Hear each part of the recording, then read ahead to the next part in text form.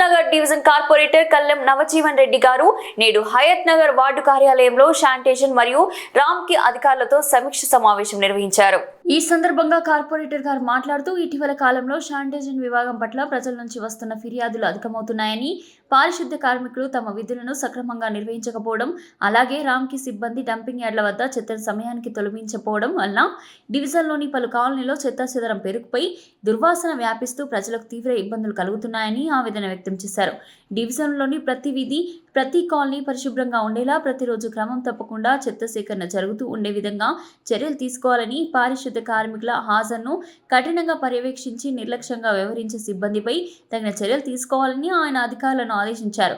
అలాగే ప్రజల సహకారంతో పరిశుభ్రమైన హయత్ నగర్గా మారేందుకు ప్రతి ఒక్కరూ తమ బాధ్యతను నిర్వర్తించాలని కోరుతూ, పరిశుభ్రతలో ఎటువంటి లోపం రానియకుండా రామ్కి సిబ్బంది మరియు శానిటేషన్ విభాగం సమన్వయంతో పనిచేయాలని సూచించారు.